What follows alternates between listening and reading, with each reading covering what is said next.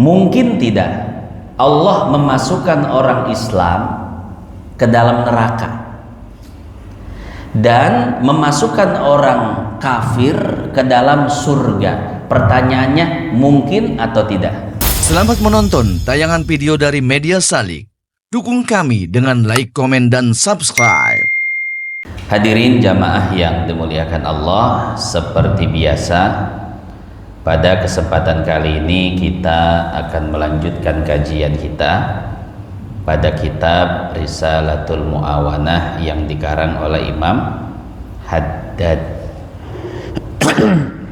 Saya bacakan kitabnya ya. Bismillahirrahmanirrahim. Faslun ay hada faslun. Bermula ini yaitu suatu fasal.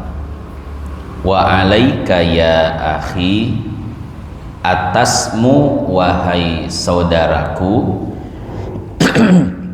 bi islahin niyati, untuk memperbaiki niat, wa ikhlasiha, dan memurnikannya, wa tafaqqudiha, serta memeriksanya, wa tafakkuri fiha, dan berfikir tentangnya, qabla dukhuli fil amal, sebelum engkau beramal. Kenapa demikian?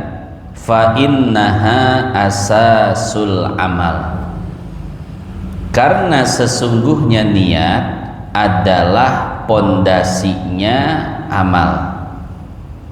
Wal a'malu tabi'atun laha, dan seluruh amal mengikuti niatnya, hasanan wa qubhan, baik dari segi bagusnya atau jeleknya, wasihatan wa fasadan, dan dari segi sah dan tidaknya.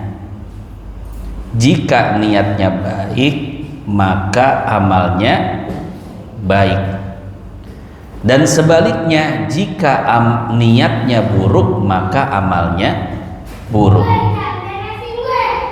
Dan dalam konteks ibadah, jika satu ibadah dimulai dengan niat, maka ibadahnya sah.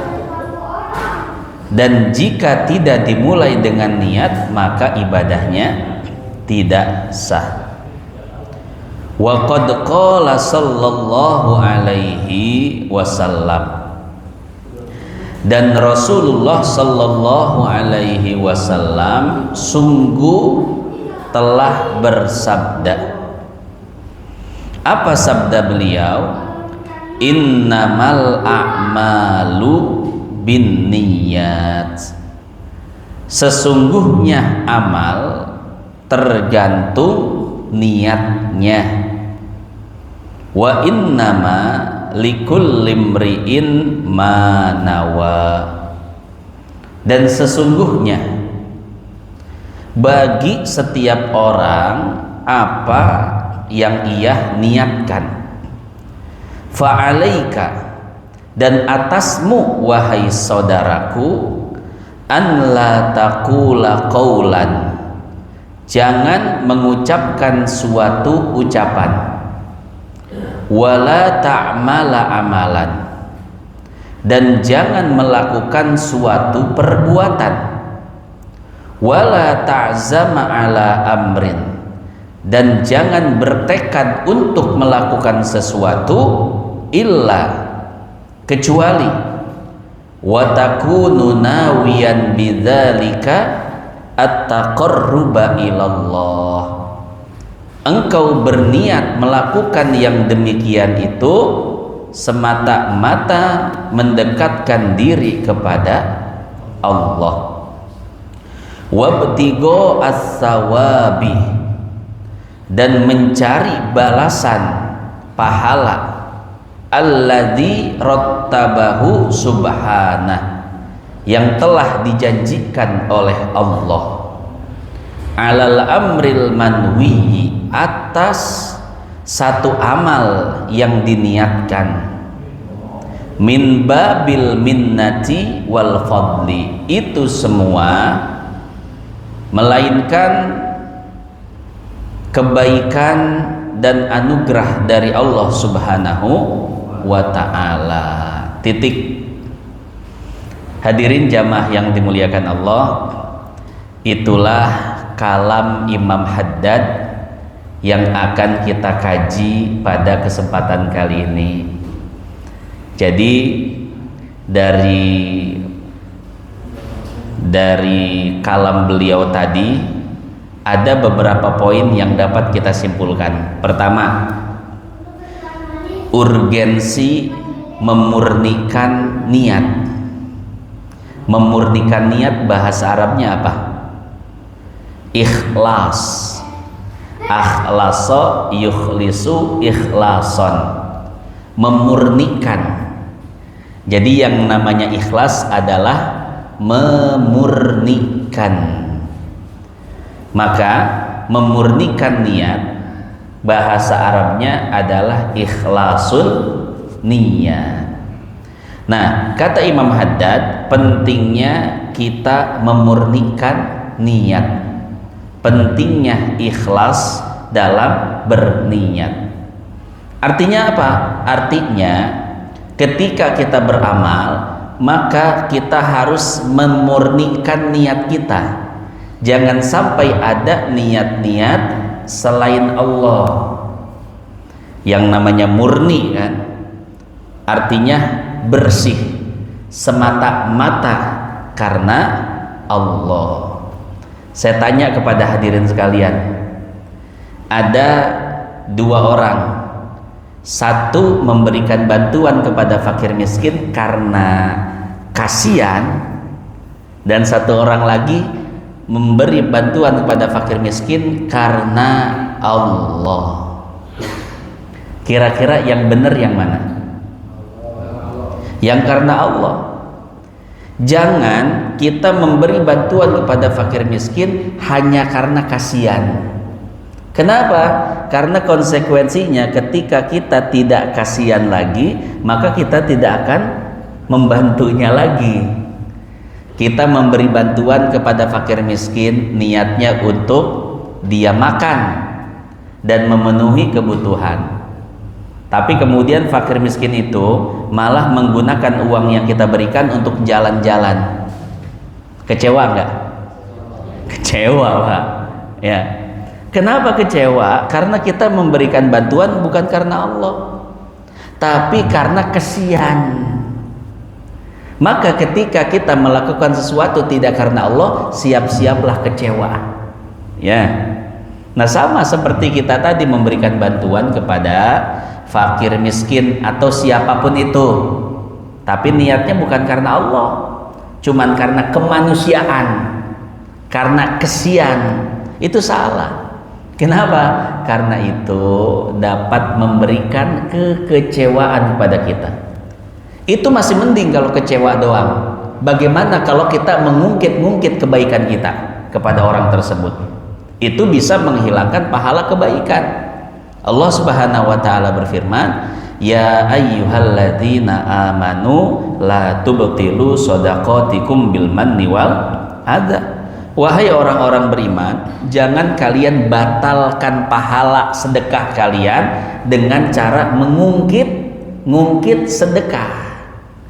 Jadi kalau kita mengungkit-ungkit kebaikan kita, mengungkit-ungkit sedekah, mengungkit-ungkit jasa kepada orang lain, maka sungguh itu dapat menghilangkan pahala kebaikan kita. Ya. Nah, jadi seperti itu yang dikhawatirkan ketika kita melakukan sesuatu tidak karena Allah. Maka kemungkinannya kitanya kecewa, kemungkinan yang lain juga pahala yang sudah kita dapatkan bisa hilang karena kita ungkit-ungkit, atau wal adza, menyakiti orang yang pernah kita bantu. Ya, itu semua dapat menghilangkan pahala kebaikan. Jadi yang betul bagaimana? Yang betul itu adalah kita memberikan bantuan kepada orang karena Allah memerintahkan kita untuk membantu seseorang. Allah Subhanahu wa taala berfirman, "Innamas shadaqatu lil fuqara'i wal masakin." Rasulullah bersabda, "Wallahu fi aunil abdi ma kanal abdu fi auni akhi." Jadi kita memberikan bantuan kepada fakir miskin, orang yang membutuhkan, niatnya karena Allah. Jadi bukan semata-mata karena kasihan, bukan semata-mata karena kemanusiaan, bukan. Karena Allah yang menyuruh kita untuk peduli kepada sesama manusia. Itu alasannya. Karena Rasul memerintahkan kepada kita untuk saling tolong menolong. Itu prioritas utamanya, ya. Dan kalau kita melakukan itu, pertama gak bakal kecewa. Yang kedua, pahala aman, tidak akan dibatalkan dengan kita mengungkit-ungkit dan lain sebagainya, ya. Kenapa? Karena Allah. Karena kita melakukan semua itu dasarnya karena Allah. Ya, kita memberi bantuan kepada fakir miskin, niatnya untuk dia makan, bekal hidup dia bersama keluarganya. Tapi kemudian uang yang kita berikan dipakai judol. Kira-kira bagaimana? Secara kemanusiaan, kalau kita ngomongin emosi enggak? Emosi, kita punya nafsu, aing hayang mantuan, tapi malah dipakai judol. Emosi kita, Pak. Kenapa? Tidak sesuai harapan, tidak sesuai ekspektasi. Itu kalau enggak karena Allah. Tapi kalau seandainya kita karena Allah, ya sudah. Kata Allah, berikan bantuan kepada orang yang membutuhkan. Ya, aku melakukan itu karena Allah yang menyuruh. Dan sekarang aku sudah mendapatkan pahala dari Allah. Maka terserah, baik dia menggunakannya sesuai amanah atau tidak sesuai amanah. Itu urusan dia dengan Allah. Urusan saya dengan dia selesai. Itu tinggal urusan dia dengan Allah. Maka kalau kita niatnya karena Allah, kita tidak akan mengungkit-ungkit. Ketika bantuan yang kita berikan kepada dia tidak digunakan sesuai dengan amanah, insya Allah nggak akan kecewa, karena tujuan kita pahala dari Allah, bukan merubah hidup dia. Tuh. Kalau tujuan kita merubah hidup dia, ya, maksud pemberian kita digunakan sesuai dengan ekspektasi dan harapan kita, kecewa kita, Pak. Betul ya? Tapi ketika yang kita harapkan adalah pahala dari Allah, gak bakal kecewa. Ketika kita memberikan bantuan, kita dapat pahala dari Allah, selesai. Adapun amanah tidak amanah itu urusan dia dengan Allah. Begitu ya? Itu niat yang benar. Jadi melakukan sesuatu karena Allah, bukan karena sesuatu yang lainnya. Bahkan melakukan sesuatu karena kemanusiaan pun bisa salah. Seperti tadi contohnya, ya. Di dalam Sahih Bukhari ada seseorang yang bernama Yazid. Yazid ini menitipkan sedekah ke merbot masjid. Wahai merbot, jika ada orang yang membutuhkan, engkau berikan sedekah ini. Akhirnya tidak lama kemudian ada seseorang yang bernama Ma'an. Ma'an ini anak dari Yazid yang menitipkan sedekah kepada marbot masjid. Ma'an datang dan minta sedekah itu ke marbot masjid. Wahai merbot, aku orang yang membutuhkan, fakir miskin, maka berikanlah sedekah itu kepadaku. Diberikanlah oleh merbot itu. Kemudian Ma'an datang kepada ayahnya, wahai ayahku, sedekah yang kau titipkan kepada merbot masjid aku ambil. Ayahnya pun marah, Ma'an, kenapa engkau ambil? Kata Ma'an, ya aku orang yang membutuhkan, aku berhak untuk mendapatkan sedekah ini. Kata ayahnya, tapi kan kamu anak saya. Tapi kan saya membutuhkan. Wah, debat tuh antara ayah dan bapak. Kata bapaknya, kamu anak saya. Kata anaknya, saya orang membutuhkan. Akhirnya dua-duanya lapor pada Rasul untuk memastikan siapa yang benar. Maka kata Rasul, ya Yazid, laka ma'atoita wa ya ma'an laka ma akhadta. Wahai Yazid, bagimu apa yang telah engkau berikan. Artinya apa? Engkau dapat pahala. Walaupun sedekah yang engkau berikan tidak sesuai harapan. Harapanmu kan yang ngambil fakir miskin yang lainnya, bukan anakmu. Ternyata yang mengambil anakmu, tidak sesuai harapan, tapi engkau sudah dapat pahala. Dan wahai ma'an, bagimu apa yang engkau ambil, yaitu jadi milikmu. Kenapa? Karena memang engkau fakir miskin. Artinya apa? Artinya tidak ada sedekah yang salah sasaran. Ya. Jadi kalau diniatkan semata-mata karena Allah, itu semua akan tercatat sebagai pahala. Nggak ada istilah salah sasaran. Semuanya akan mendapatkan pahalanya masing-masing. Nah, jadi seperti itu. Sama ketika kita sedekah sama orang, kita ngebantu orang, ngebantu fakir miskin, ternyata bantuan kita disalah gunakan, ya sudah. Tidak perlu kita ungkit-ungkit, tidak perlu kita marah-marah, apalagi menyakiti si fakir miskin itu, karena tujuan kita semata-mata karena Allah. Ketika kita bersedekah memberikan bantuan, ma yalfidhu min qaulin illa ladaihi raqibun atid. Atid, raqib dan atid sudah membukukan dan sudah mengabadikan sedekah bantuan yang kita berikan. Ya sudah, kita sudah dapat pahala dari Allah. Nah, itulah urgensi ikhlasun niyah. Pentingnya kita memurnikan niat kita semata-mata karena Allah. Jangan ada karena kepentingan apapun. Ya, kepentingan sebagai manusia saja salah. Apalagi kepentingan-kepentingan yang lainnya, komersialisasi, popularitas dan lain sebagainya, itu tambah salah lagi. Nah, jadi seperti itu ya, hadirin jamaah yang dimuliakan Allah. Ada satu kisah, saya nggak tahu di sini sudah cerita atau belum saya. Ada satu kisah orang yang bersedekah salah sasaran. Udah ceritain belum? Belum ya?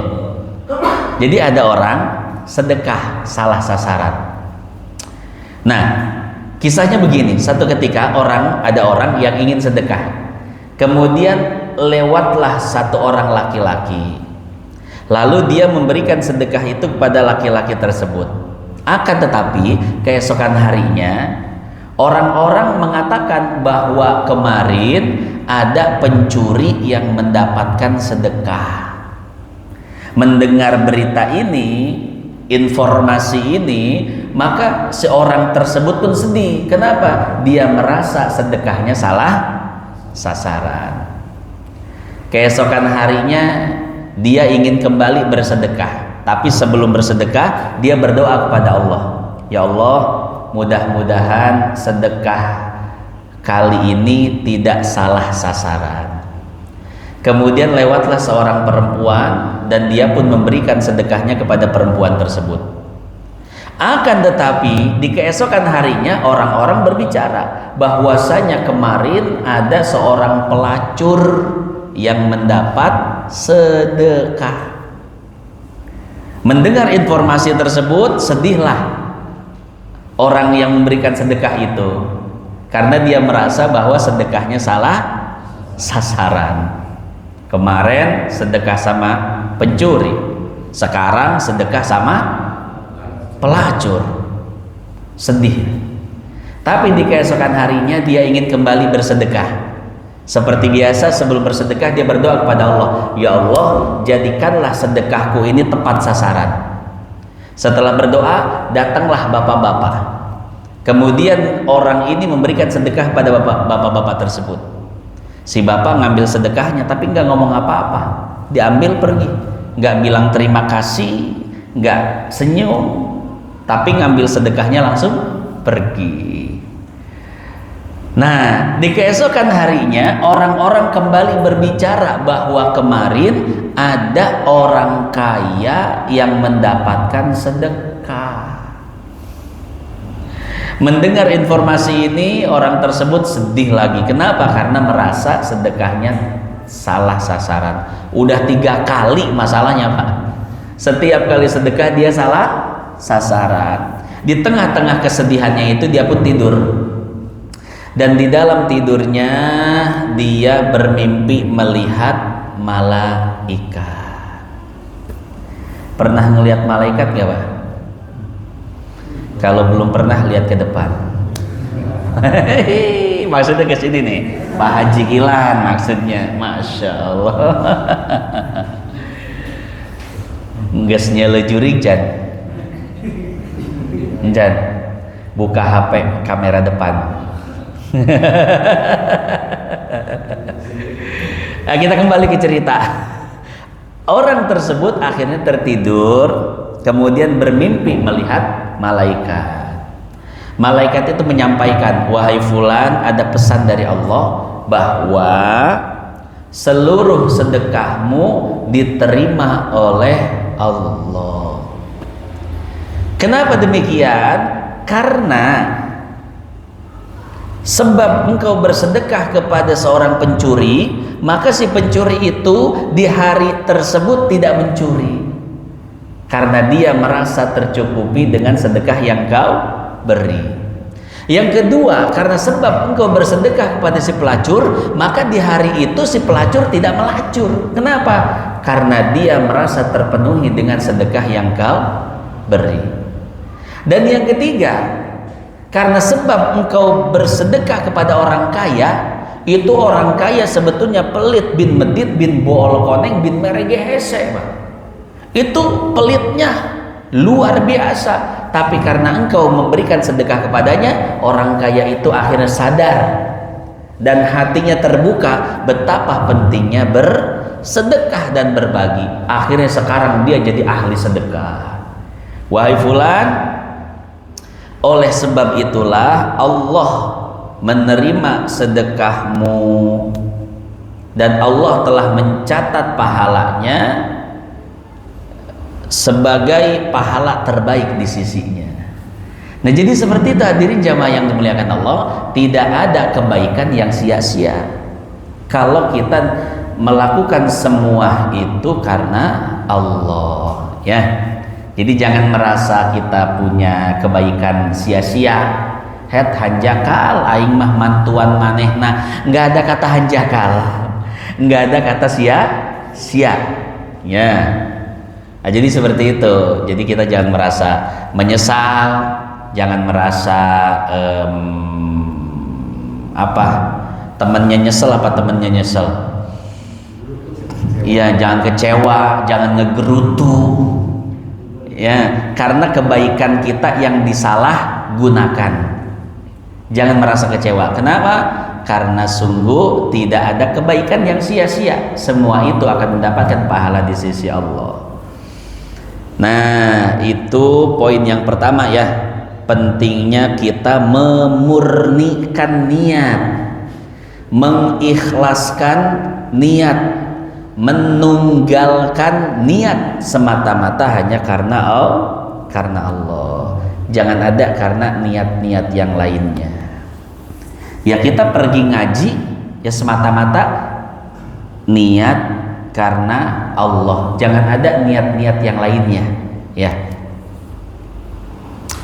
Saya juga kadang ngajar, namanya orang Pak, pasti ada bisikan, ya. Kadang ketika ngajar ada niat-niat terselip selain Allah. Nah, maka pesan Imam Haddad yang kedua adalah wattafaqqudiha wattafakkur fiha. Kita harus benar-benar memeriksa, ya, ngecek, menginterogasi diri kita sendiri sebelum kita melakukan amal tersebut. Jadi dicek, diinterogasi apakah ada niat selain Allah. Maka kalau tidak ada niat selain Allah atau kecuali selain Allah, aman kita, lanjutkan amal itu. Tapi jika setelah kita periksa, oh ternyata niatnya banyak, niat ngaji ada, betul ya, tapi niat-niat pretelannya itu juga banyak. Nah, maka tugas kita bukan untuk memutus amal tersebut. Saya emang gak jadi kenapa? Karena ada niat selain Allah. Salah. Jangan karena sebab ada niat selain Allah akhirnya kita tidak jadi beramal. Tapi yang betul adalah kita singkirkan niat-niat tersebut. Ya, disingkirkan. Yang tadinya ada niat duniawi, disingkirkan niat duniawinya. Ada niat kepentingan cari nama, hilangkan kepentingan cari namanya. Ada niat selain Allah, apapun itu hilangkan. Setelah dihilangkan, disterilisasi. Yang namanya ikhlas berarti kan mensterilkan niat, begitu ya. Setelah tafakur kita mengidentifikasi ada niat-niat selain Allah, maka tugas kita langsung ikhlas, islah, dibersihkan, disapu bersih, begitu. Setelah itu langsung apa? Langsung jalankan niat tersebut. Ya, jadi jangan karena kita ada niat-niat selain Allah akhirnya kita mundur dari amal tersebut, tidak jadi mengerjakannya. Habis sholat isya pengen sholat ba'diyah, akhirnya sebelum sholat ba'diyah kita periksa kolbu kita. Waduh, ini ada niat pengen dilihat sama orang, atau pengen cari perhatian calon mertua. Wah, ya kan, ada niat seperti ini nih.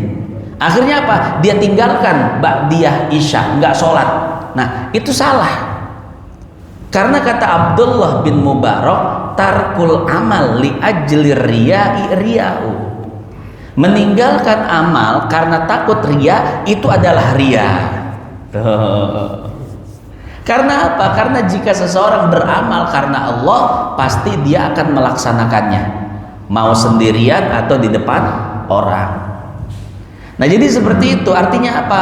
Artinya ketika kita mendapati diri kita, hati kita, setelah kita mengidentifikasinya, diseken hati kita.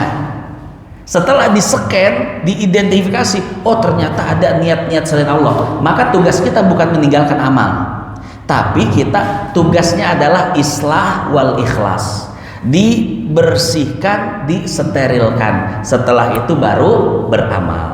Itu maksudnya, ya. Nah, jadi seperti itu ya, hadirin jamaah yang dimuliakan Allah. Itu poin keberapa? Kedua. Poin ketiga, kaitan niat dan amal itu seperti pondasi dan bangunannya. Jika pondasi satu bangunan kuat, maka bangunannya akan kuat. Tapi sebaliknya, jika pondasi satu bangunan itu lemah, maka bangunannya pun akan lemah, gampang roboh. Itulah analogi yang digambarkan oleh Imam Haddad. Jadi niat itu ibarat pondasi, sementara amal ibarat bangunan. Kalau niatnya benar, maka amalnya benar. Tapi kalau niatnya salah, maka amalnya pun salah. Dan dalam konteks ibadah, jika satu ibadah dimulai dengan niat, maka ibadahnya sah. Tapi jika satu ibadah tidak dimulai dengan niat, maka ibadahnya tidak sah. Ibarat bangunan tanpa ada pondasi, roboh, Pak. Betul ya? Nah, maka yang namanya niat itu adalah pondasi amal. Kalau amal tidak ada niatnya, sama dengan bangunan tidak ada pondasinya.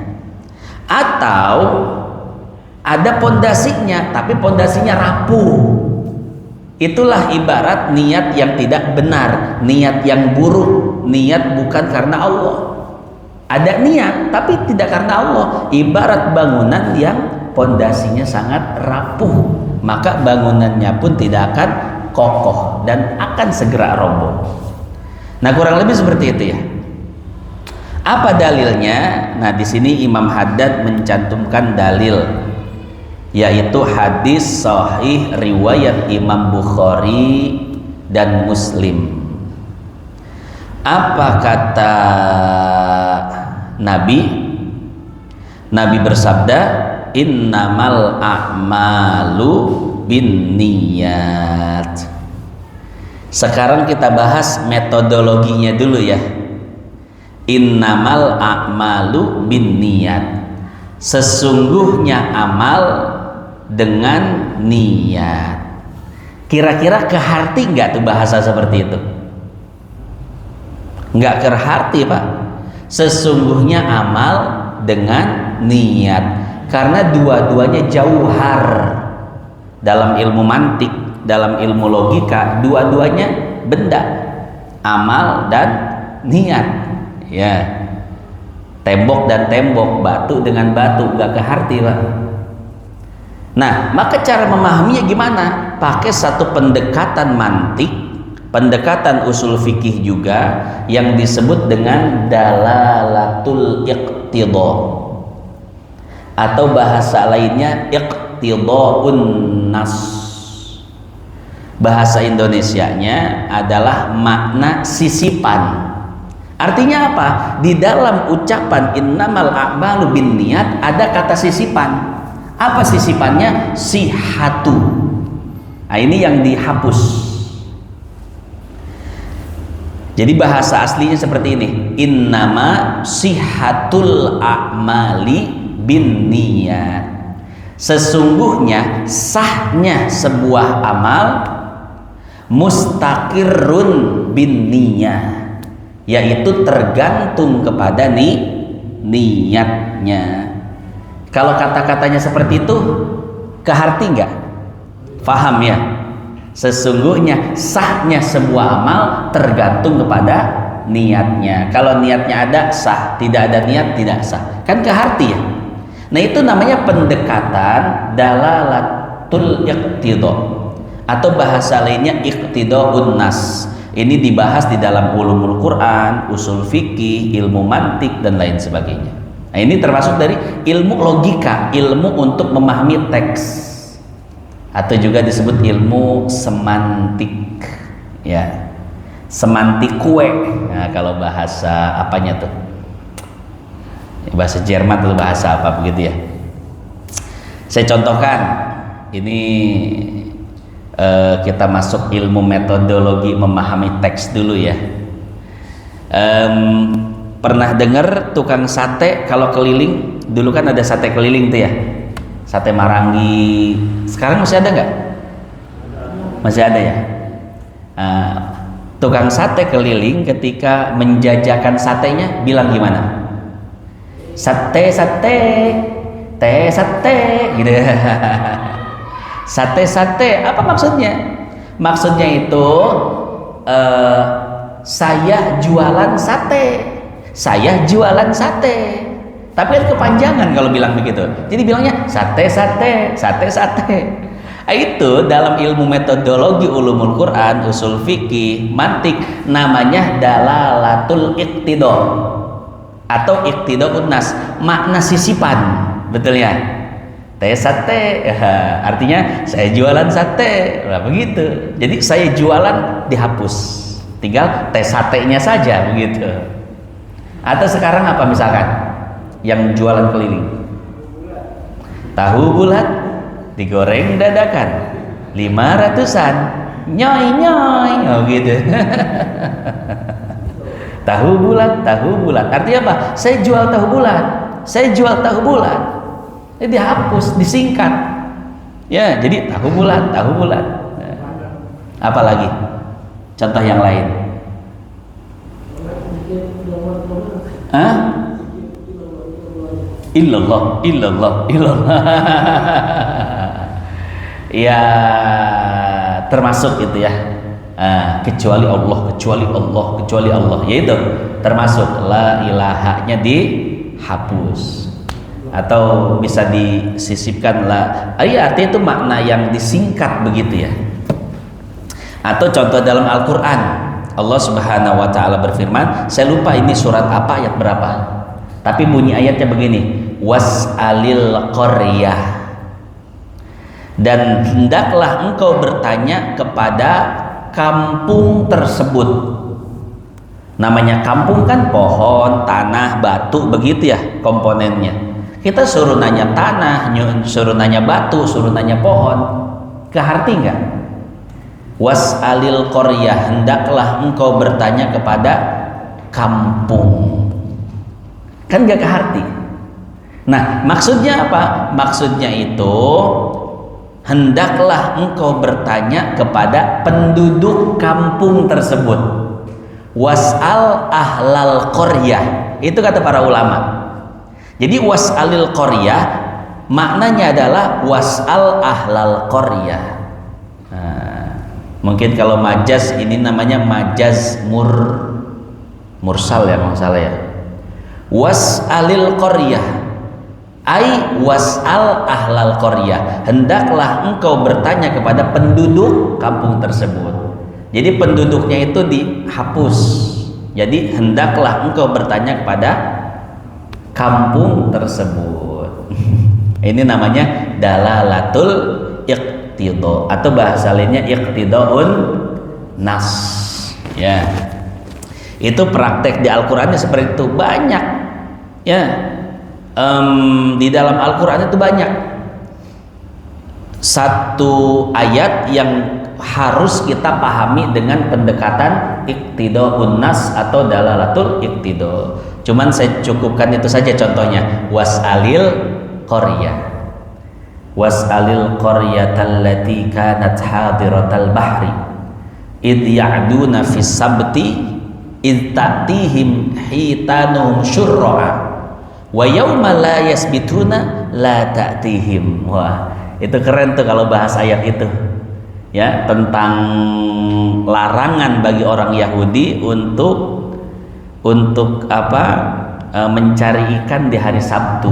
Tapi ternyata di hari Sabtu itu banyak ikan. Ya, setiap kata orang-orang Yahudi, setiap kali kita nggak nyari ikan, ikannya pada banyak banget muncul di permukaan, ngeledek banget gitu.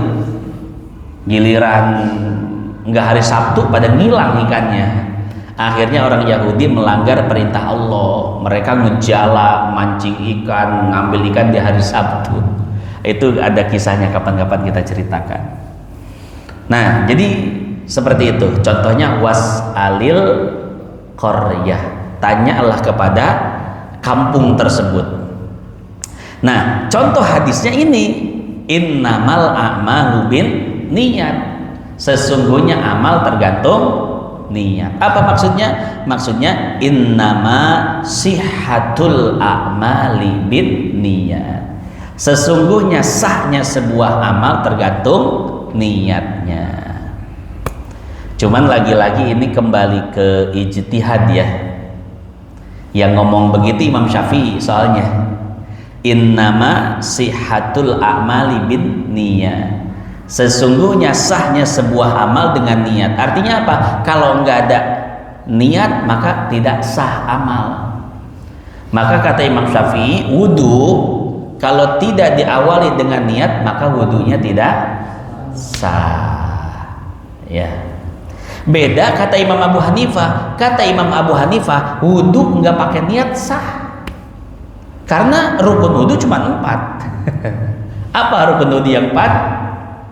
Idza qumtum ila shalah faghsilu wujuhakum wa aydiyakum ilal marafiq wamsahu birusikum wa arjulakum ilal ka'bain.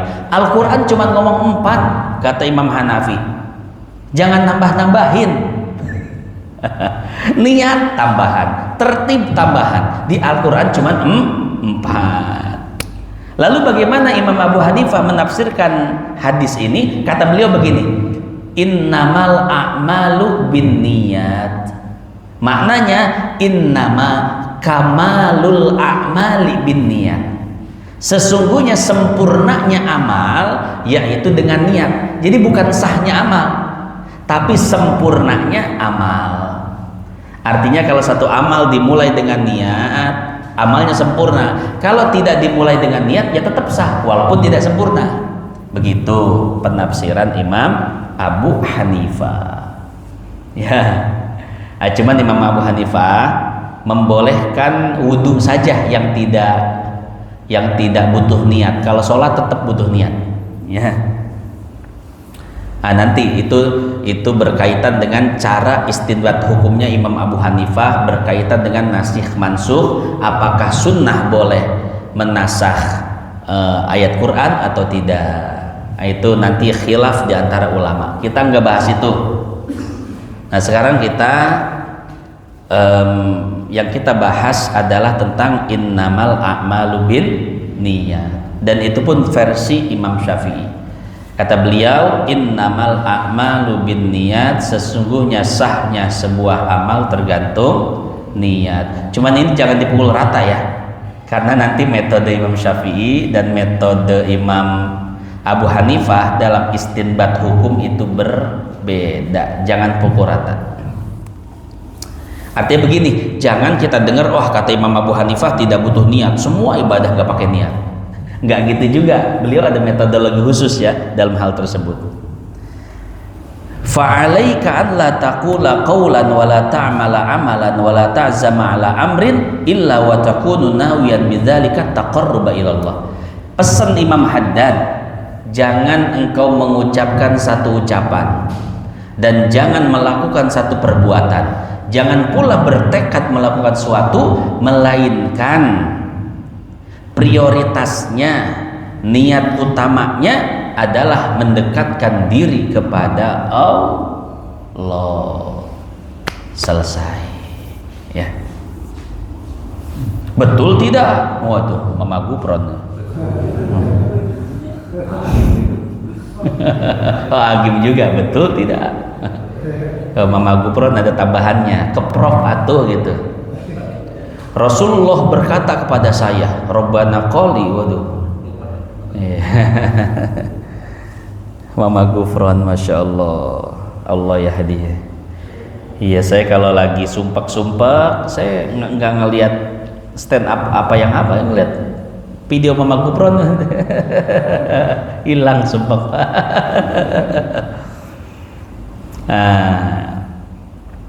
Kemudian kata Imam Haddad yang terakhir, wa betigo az-zawabil ladzi rattabahu subhana. Niat pertama prioritasnya mendekatkan diri pada Allah. Yang kedua, ini bukan prioritas ya.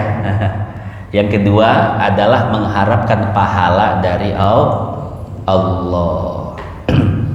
Kenapa? Karena Allah sudah menjanjikan pahala bagi orang yang beramal soleh. Cuman ingat kata Imam Haddad, Allah tidak wajib memberikan pahala, tapi Allah memberikan pahala karena semata-mata kebaikan dan anugerahnya.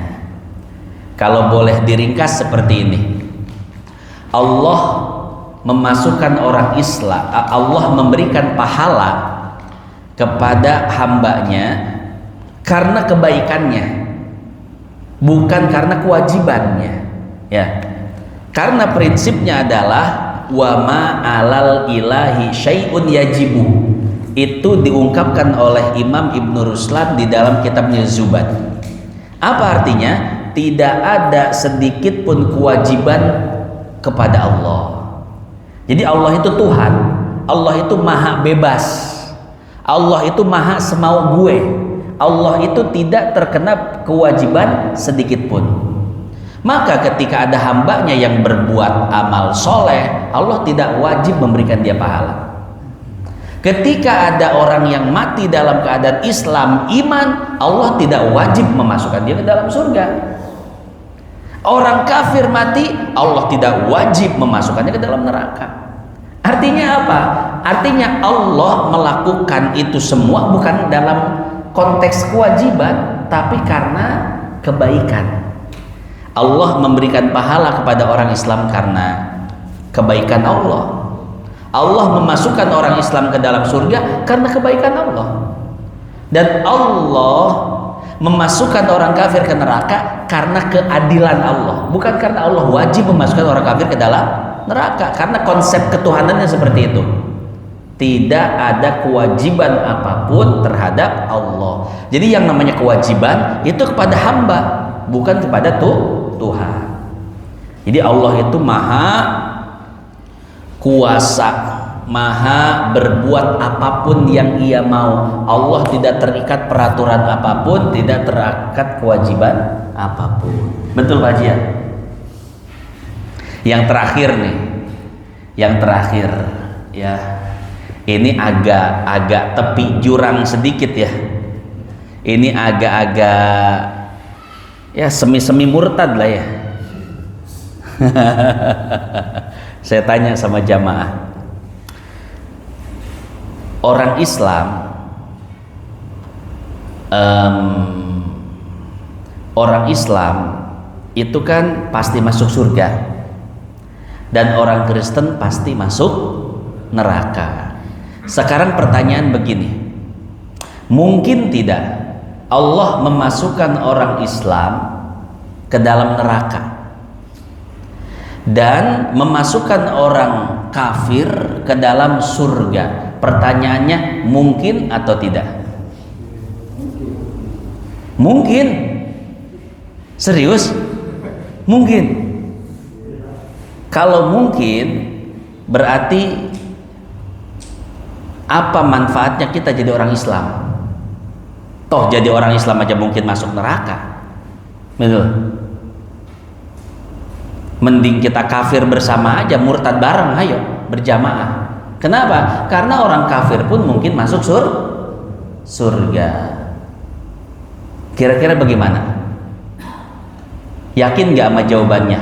Mungkin Allah memasukkan orang Islam ke dalam neraka kekal abadi selamanya, gak mungkin masuk surga sama sekali. Dan mungkin gak Allah memasukkan orang kafir ke dalam surga, gak bakal keluar, gak bakal masuk neraka? Mungkin gak? Berubah lagi di jawaban ini. Tadi mungkin, wah hampir murtad tadi itu.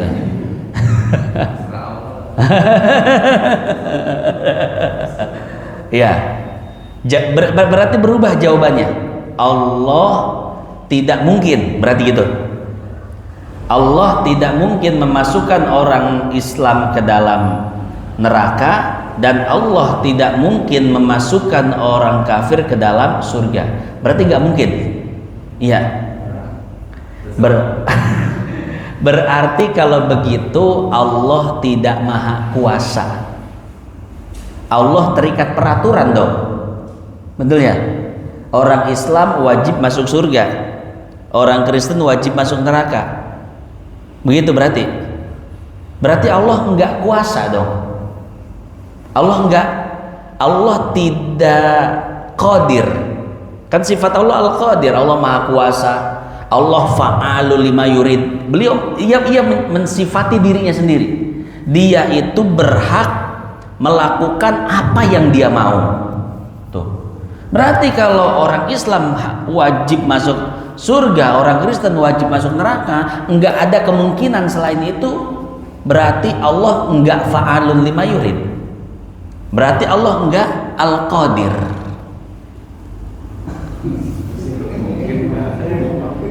Mau berubah jawaban lagi Pak? Mungkin lagi berarti. Ya, itu diskusi saya sama satu orang anak pang. Jadi anak pang itu Pak, ada kasta-kastanya, ada hierarkinya. Ada anak-anak pang pemikir, anak pang yang punya ideologi Pak.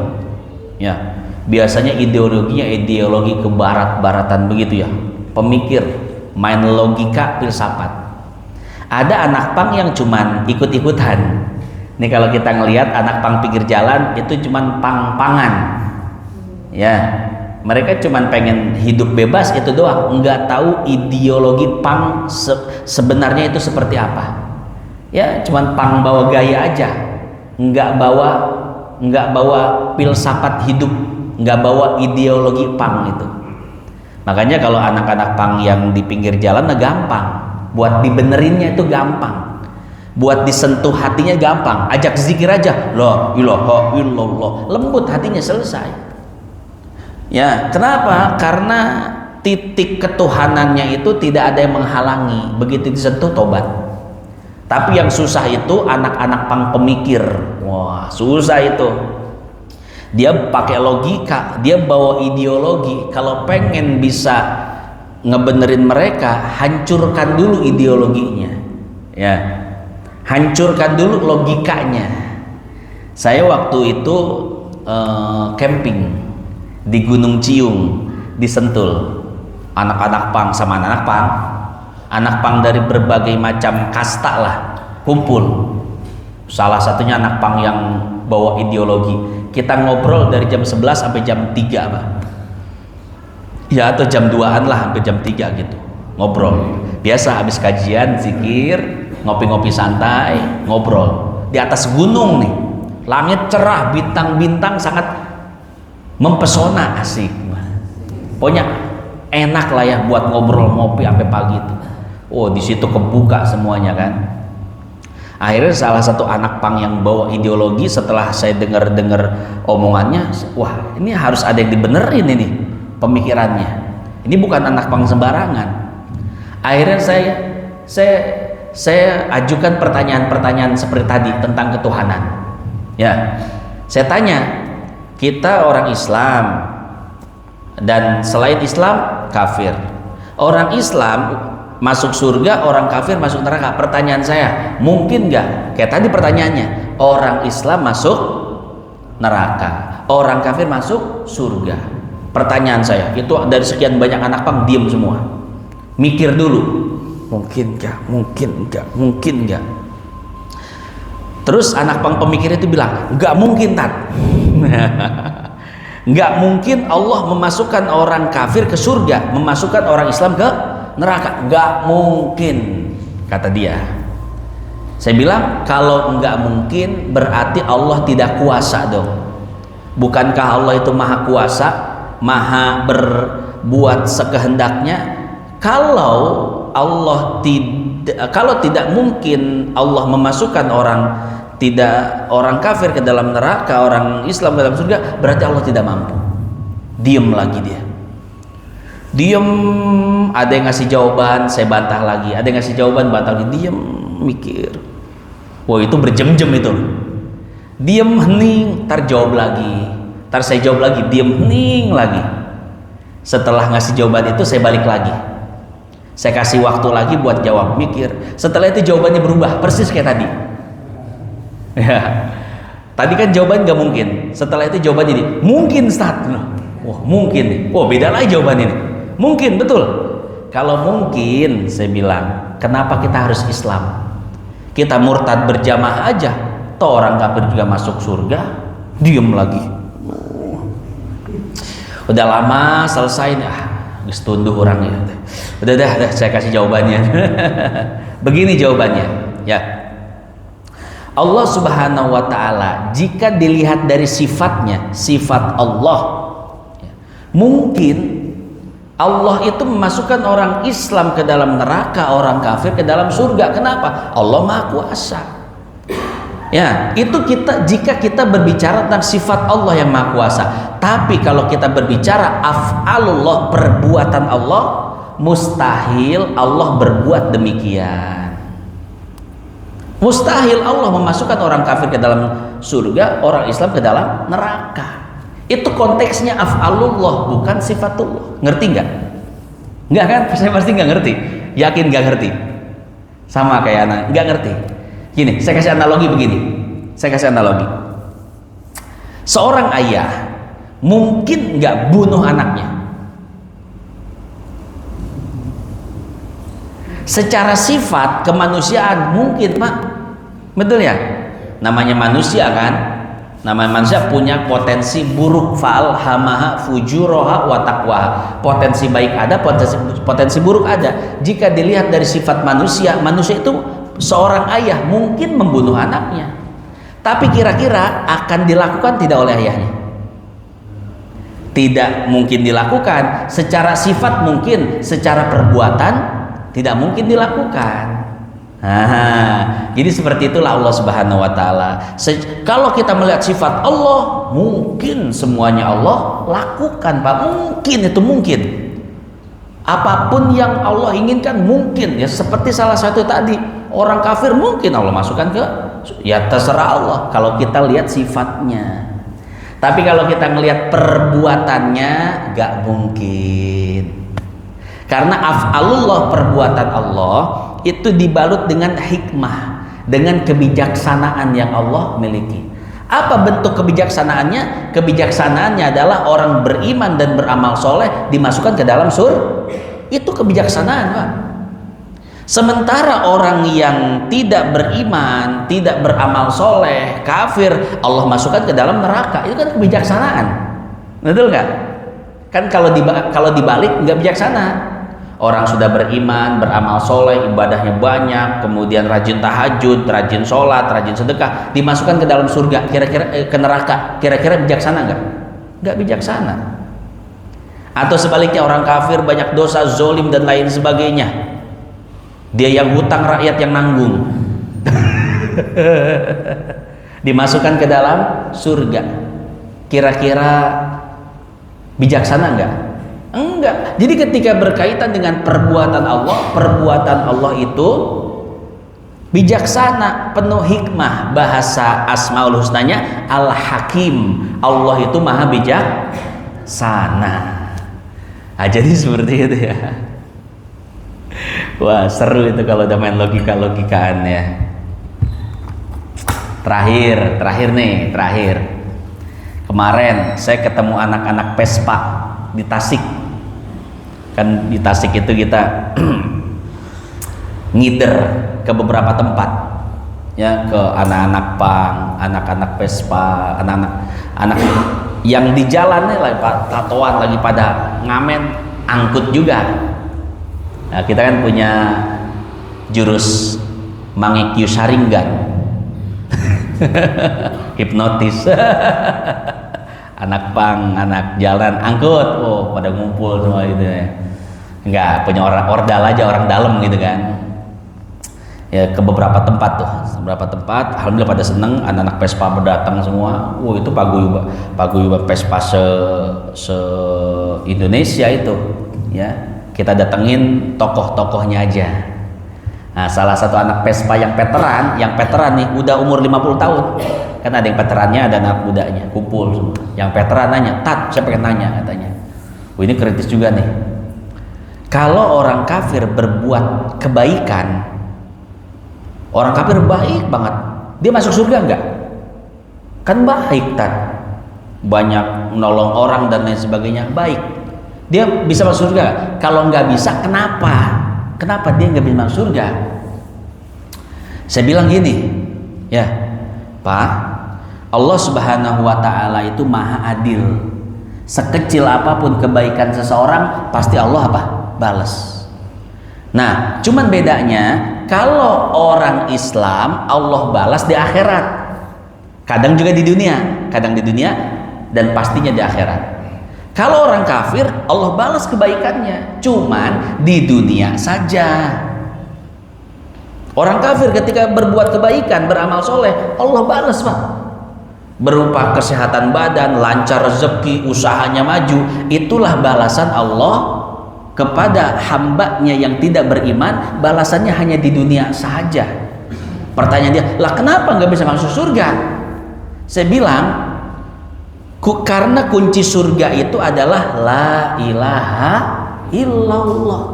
Sebanyak apapun amal seseorang, kalau nggak punya kuncinya, nggak bakal masuk surga.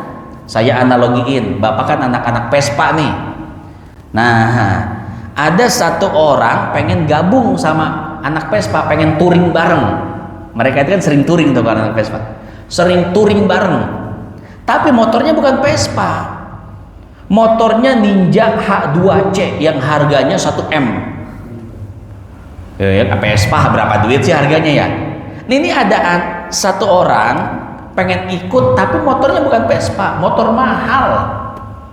Kira-kira diajak nggak? Oh, nggak bakal diajak, Tat. Seperti itulah ibarat orang tidak beriman, sebanyak apapun amalnya, sebaik apapun dia, kalau nggak jadi member, nggak punya kunci, nggak bakal masuk surga. Itu orang kan motornya bagus, Ninja H2C 1 miliar, tapi nggak punya member, Ya, nggak mungkin diajak touring sama anak-anak Vespa. Betul-betul tak masuk akal. Ya, ya orang kafir sebanyak apapun amalnya, sebaik apapun dia nggak punya member, Pak. Nggak punya kunci. Ya, jadi seperti itu.